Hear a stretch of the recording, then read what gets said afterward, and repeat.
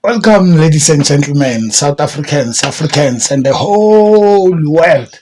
This is Uppercut Podcast, where you get into the ring, but your opinion might not make it out because you're reigning, defending, undisputed #1 educational speaker in the whole world. Appa is your host with the most. Ngiyabonga futhi bafethu kule Sunday lena futhi emnandi bafethu. I hope ikuthola umnandi, unepeace enhlizweni, unokuthula bafethu. Because inkinga ziningi aziphele bafethu salomhlaba sonke siyazi. But I'm gonna say to you, whatever the situation that you are in right now, only time will heal. Just relax. Ngiyazi ezinye inkinga they are too heavy bafethu, believe me. They are too heavy. I'm old enough to know many problems. I saw things. I saw people from the distance and close. Ukuthi inkinga azifani. That is why you don't have to judge the book by the cover. That is why kumele wazi story behind everything. Yabo?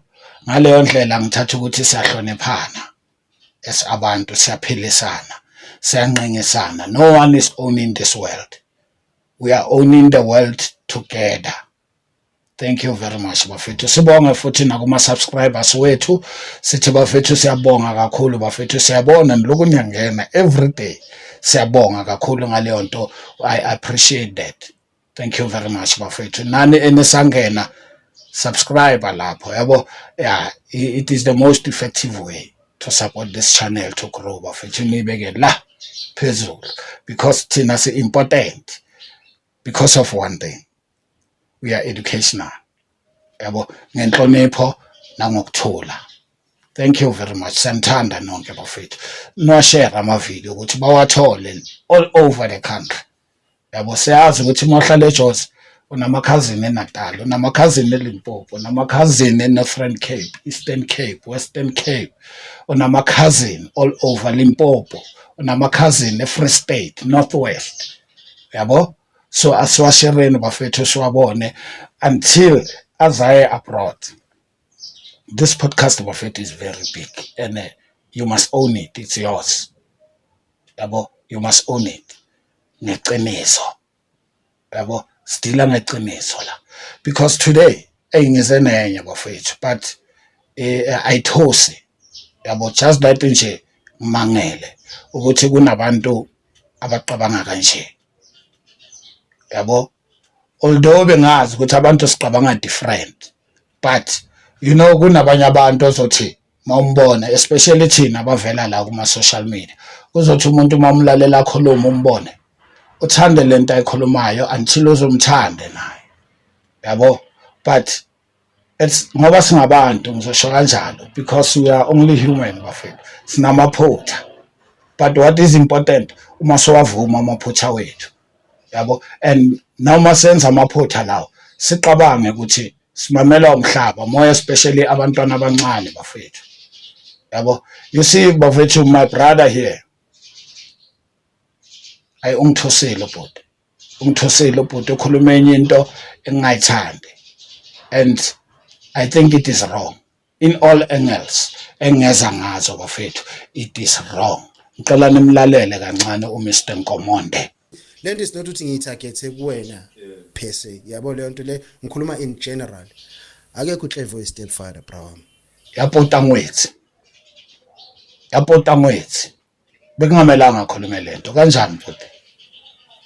Kanjani futhi? Mawuthi wonke umuntu oba yi-stepfather ayibhare. Usho kanjani? Angeke uzokhuluma leyo nto mfethu. Kulomhlaba esiphela kuwo, kulama situations esinawo as ama families. Do you think ukuthi bonke labantwana laba abakhuliswa yi-stepfather kumele bazi ukuthi bakhuliswa yibhari. Come on Brian, come on Brian, ngicela ukuyibheke kancane emuva ucabange, yabo, because mina ngakhuliswa yi-stepfather mfethu, yabo, and I'm not saying they did good, yabo, but I saw i-stepfather ezenze kahle mina, yabo. Today they have grandchildren abayenza kahle nabo futhi, uyangiunderstand mfethu. So angazi ukuthi mawuthi wena futhi uyageneralize, you are not talking about one person, uyageneralize. That's why ngithola ukuthi wrong khona ke lapho. Wena bekumele ukhombe umuntu oyi-one, wrong mase uthi manje uyageneralize, uyangithola mfethu. And the other thing futhi uye ezikolweni wena, yabo, uhamba izikolo ungitshela ukuthi uyotshela abantwana esikolweni ukuthi wena bonke labantwana laba bakhuliswa yi-stepfather lapha esikolweni bakhuliswa yibhari. Come on my brother man, angeke, hayi. And uyokhuluma leyo nto because you can't contradict yourself. Angeke ukhulume lento kuma social media uphinde uyokhuluma different nga same thing ezikolweni. But mangabe uyokhuluma leyo nto leyo ukuthi labo bantwana bazi ukuthi labantu ekuthiwa yi-stepfather kubo yibhari, hayi uyaphetha futhi ibhari uwela. Angenhlonipho enkulu mngani wami, ibhari uwela, yabo, because labo sinabantwana manje mfethu, kunama-time akhulisa abantwana from 9 months, 3 years, 6 months, 6 years, as young as they were, babakhulisile. Kwathi labantwana masebana boma 19, 18, labantwana babadalela bathi you are not my father wena. Akasafuna ukukhuzwa manje. You know ibhlungu kanjani leyo nto bhuti? Ukhulisa umntwana ngeqiniso. Sibona umntwana kuba irabhela, aza kutshela ukuthi wena usubabami wena. But you spend everything, emotions, spiritually, you invested everything kulo mntwana bese kazokutshela ukuthi awusumntwana wakho. Yazi why?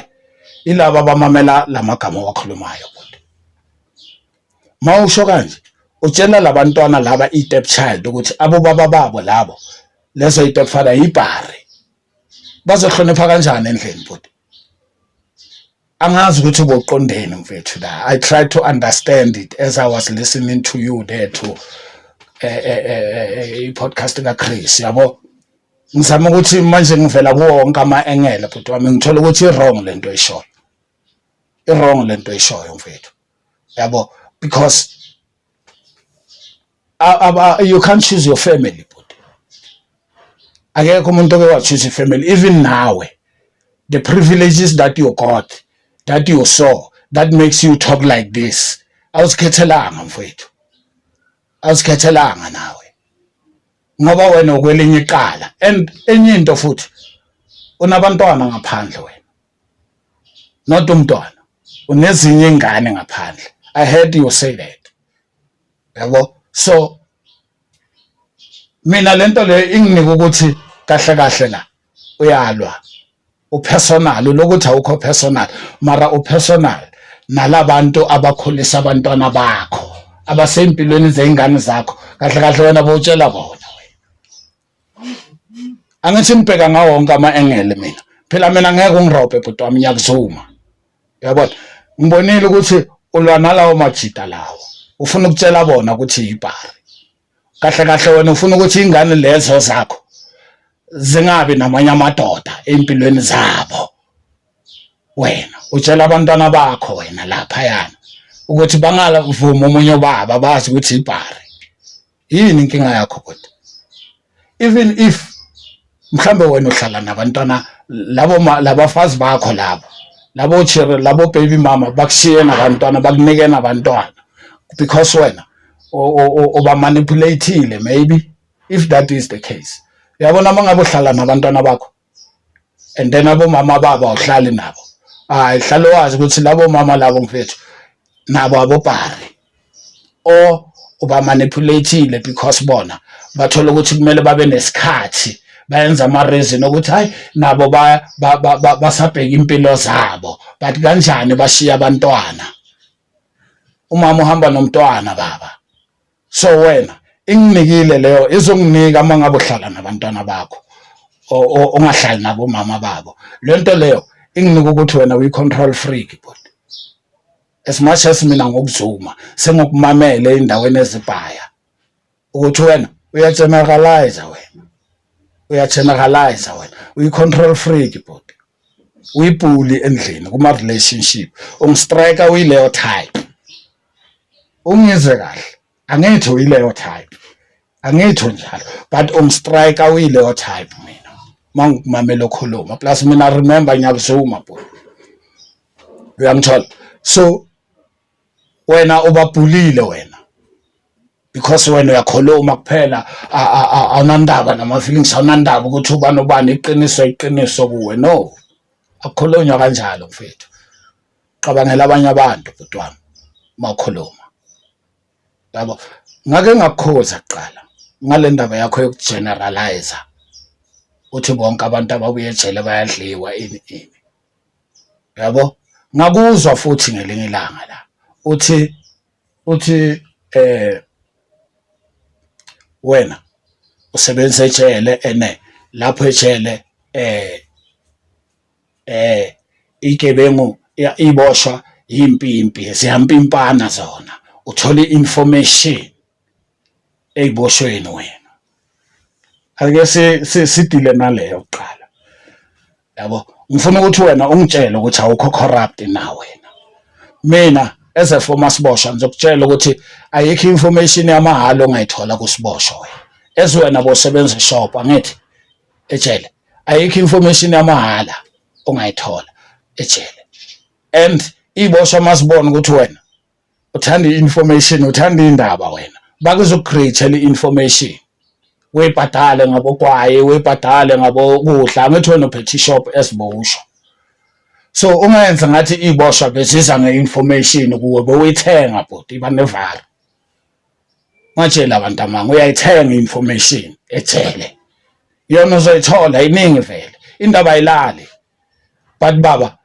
indaba ayihambi nanoma kubani inesporo sokuthi ihambe lendlela ejele so wena awukho corrupt kanjani bongabaniki next unamanga lapho mongathi bongabaniki next uyayithenga information ejele otherwise kusigrade yethu kahle wena ufuna ukuthi mawuyibeka nyakuza uthi uhlakaniphe ukudlula ibosho again usageneralize isho ukuthi uhlakaniphe ukudlula lezo ibosho bawuphila nazo wena not to generalize uthi hey wena uhlakaniphe ukudlula ibosho unamanga bhuti man unamanga why ngizothi unamanga nawe soqabanga njengabo prison captured you because uphila la and then nawe so create ngathi ibosha zonke zibhare eziningi baba zifaka wena ngapha because at the end of the day a win-win situation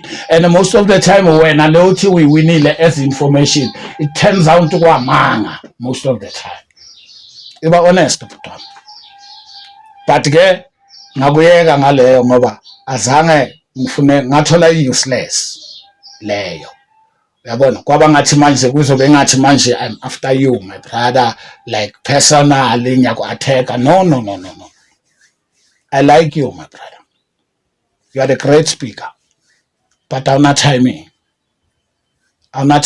but ulwelane la leso statement sakho sokuthi wonke ama stepfather mayokhulisa ingane kungase yakho uyibhari hayi lelo gama mina ngibonisa ukuthi uyalwa and uyadelela yabo ile out lezi esizibonayo because wena boyisotsha hayi bhuti man ungazosigwajisa ngobusotsha ube uyisotsha yes but I just found out ngestatement zakho ukuthi uyisotsha elingana discipline so what's the use of being a soldier uyisotsha elingana morals bhuti if unganandaba nama feelings wabantu hlalo wazi ukuthi ayikhona into wrong ngawe khona into wrong body. Ungaboni izinto mazikuhambela kahle wena bese ublame the next person indaba zakhe zingamhambeli kahle. You don't know the reasons. Abanye abantwana body bashonela abobaba. You understand? Abanye abantwana bashonela abobaba.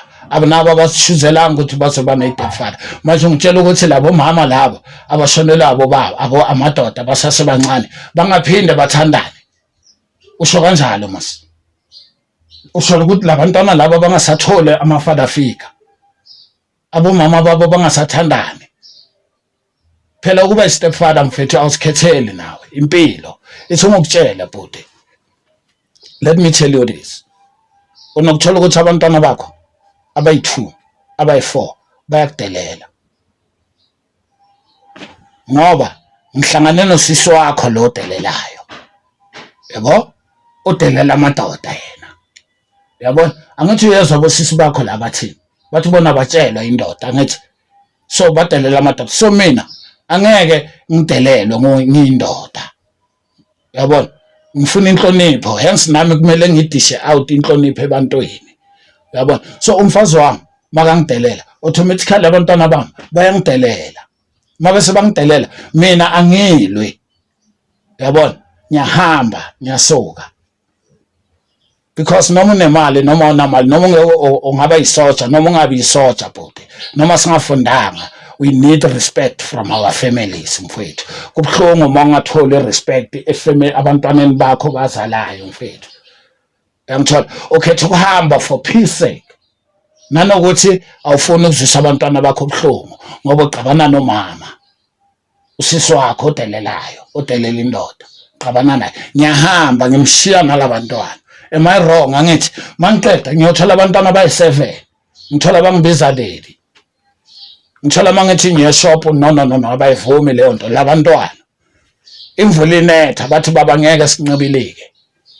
Bangibiza baba. Bangibiza daddy. Abami bahluleka ukungibiza daddy. Abasana negama sewathi nje umama uyakubiza. Umama uthi uzothatha ukudla abasana negama for mina abami abantwana engibazalayo. Basopa amagama wakho bhuti man. Basopa amagama wakho bhuti man. As for ezikolweni intwana zami uyangithusa. Uyangithusa bhuti. I won't allow you to do that. Wena uzoxolisa wena. Uzoxolisa ebantwini. Uzoyenza ivideo futhi ngomuntu. Uxolise mngani wami. I'm asking you there. You were wrong there. I'm pleading with you, my brother. Enhleke mina yimi engincengayo. Ngiyi-1. Ngithi my brother, you were wrong. Don't allow magama wakho. But another thing, as I said, ukuthi ngiyakuzuma mina you strike me as an arrogant guy. Ikhanda lemtshelo kwakhe, yabo. But you are so smart. Yabona. But ke manje ngithi wena uzo apologize. But I can assume ukuthi ngeke uapologize. Ngeke. Yabo? Because you're arrogant. Yabo? Because ubona abanye abantu kuyibhari wena. How many people did you insult, my brother? Ngale one statement. Many people. By saying everyone who is a stepfather is stupid. Come on, my brother. Apologize. Not to me. To people. Apologize, my brother. We don't choose our families. Yabo? Mina ngibonile i-stepfather zenza kahle futhi. Sikhulisa abantwana namhlanje basapalamende. Namhlanje basemakhampanini amakhulu. Namhlanje bhuti wami baseyibhedlela sebangakupholisa nawe. Abodokotela. Yabona? Hayi bhuti man. Who are you to come and insult them? Labo baba laba bakhulise labo bantwana. Who are you, my brother? If wena uphume emzini okahle mfethu, uthi njengoba uclaim ukuthi ukhulise kahle. Just be a bigger man and apologize on that statement. Serious, my brother. Don't do that. Ungafundisa abantwana bethu leyo nto. Sinabantwana abathi abathuka abazali laba abakhulisile mfethu. Bafuna ukuya ema-drugsini mabathi bayakhoza abasakhozeki sebathi wena usobabami. Abantwana babhema ama-drugs ngenxa ukuthi bafuna abo baba babo bangempela. Ngoba wena uthi labo baba babakhulisayo ibhari. Ubani ongavuma ukukhuliswa ibhari? Hayi inkomonde man. Mina nginandaba bhuti wami. I don't come to you ngama title la ukuthi wena uyisoja wena uphoyisa lasejele. To me, mawuyiphoyisa lasejele, you are also a bandit, Brian. You are also a prisoner. You're gonna think like them. I know how they think. I know how you think in command. Sengibonile bhuti wami.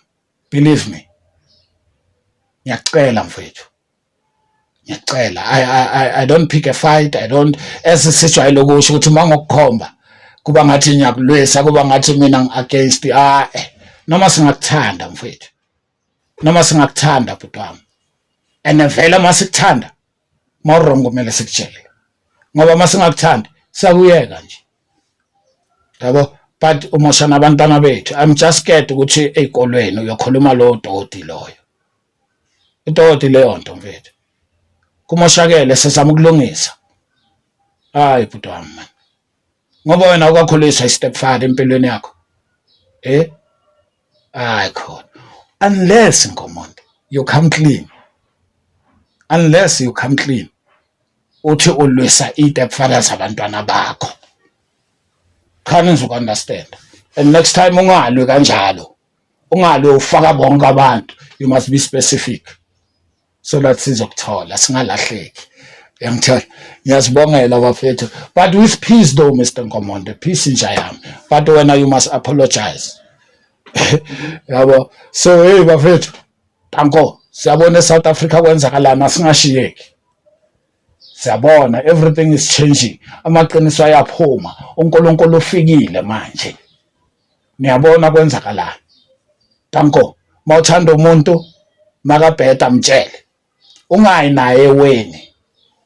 Remember, kunama boss, kunama leader. And gone are those days zama bosses.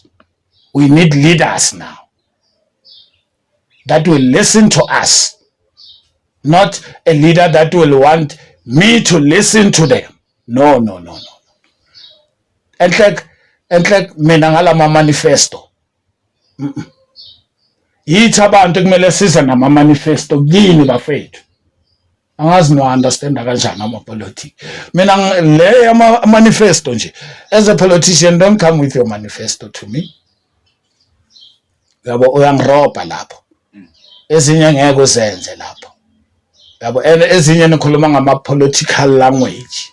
Nikhohliwe ukuthi masene vote aninandaba nokuthi understand ipolitiki or kanjani. Nami nizofuna ivote yami. Ngilokhu nginga understand ipolitiki, but mina I understand life. My name is Apa, #1 educational speaker in the whole world. Let there be peace though.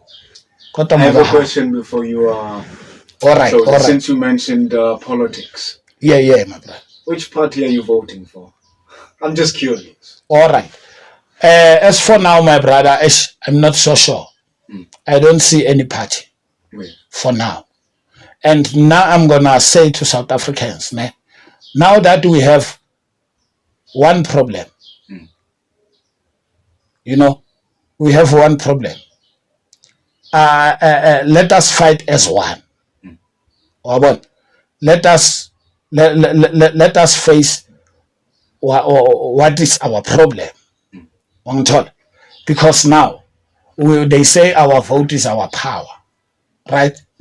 So let us experiment that. Let us say, because we have one problem, right? Of which is foreigners, drugs, crime, corruption, and other things. So let us say we don't vote this time. All of us, guys. Mentally. Let's fight one problem, and then after that one problem is solved, and then we're going to come back and see what we are doing. We are just cleaning ourselves. We are just cleaning the country. You understand, my brother? Because this apartheid to be won, it was not about one political party. We all came together and say we have problem, which is apartheid. Right now, I hear every political party is fighting with this, but if you can listen to them together, you will see, or we have common problem here. Which now I propose this coming election, guys, national. Ke hona mo re tlameileng re reng ho a re vote until this problem is solved. That who is going to be governing the country that time? No one. No one, even the ruling country stepping down. Even the ruling country stepping down. Abantu baloku bathi hey monga vote lama vote akazosebenza kubani, because there is no government. The world must look at that. Or there is no government. Why? Then we're going to state our problems. Because manifestos. Yes. And then we give them our manifestos as citizens of South Africa. As citizens. That's how we can give them our manifestos. We say we don't vote. So you're going to be wasting your time by campaigning. You're going to campaign, but not now.